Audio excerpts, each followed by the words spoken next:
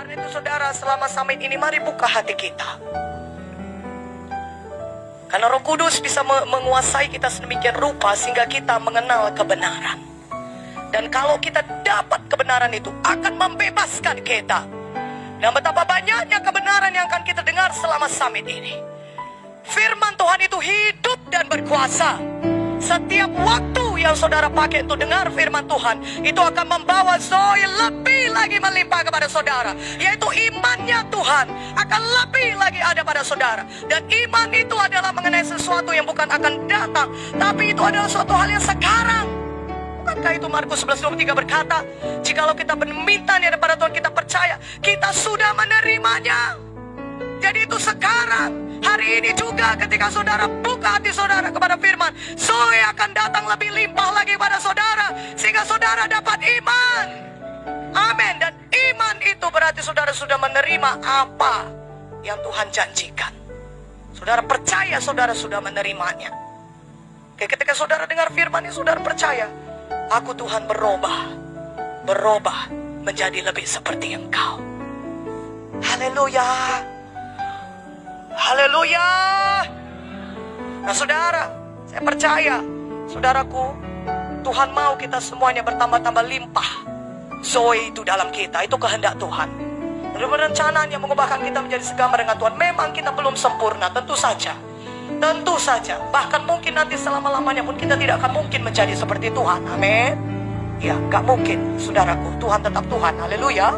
Tapi kita diubahkan menjadi serupa dan segambar dengan Tuhan. Makin lama makin nyata kehidupan Tuhan itu dalam kita. Seperti kata Ibu Munte, kita tidak melayang-layang, masih ada tubuh kita. Amin.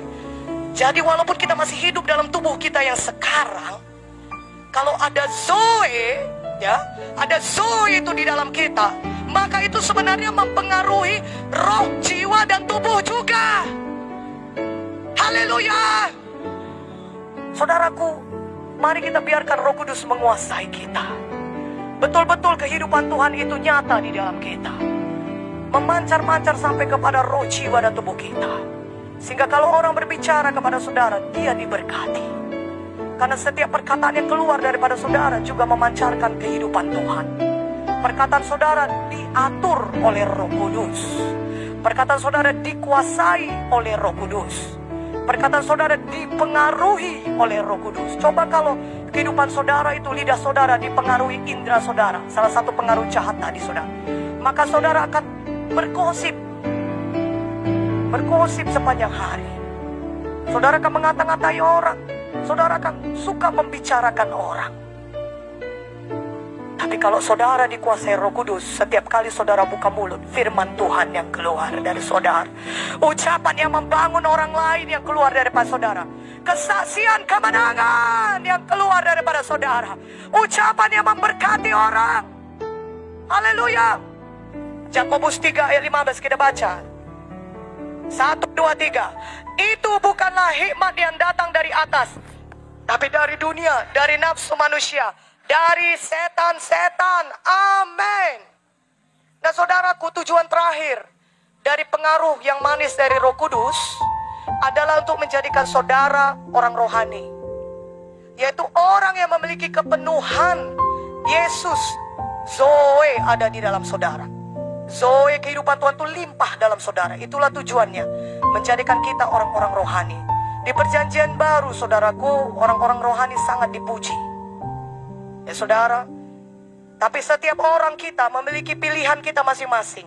Apakah kita mau menjadi orang yang dikuasai setan, atau orang yang dikuasai nafsu atau indera kita atau daging kita, atau orang yang mau dikuasai oleh dunia, atau mau menjadi orang rohani.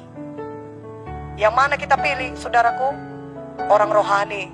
Itulah saudara, kehidupan Tuhan limpah dalam kita. Kita jadi orang rohani. Kita dikuasai Roh Kudus. Roh Kudus yang menguasai roh, jiwa, dan tubuh kita. Semua area di dalam kehidupan kita. Semua bidang. Apakah dalam bidang kekudusan? Apakah dalam bidang hikmat? Apakah dalam karakter?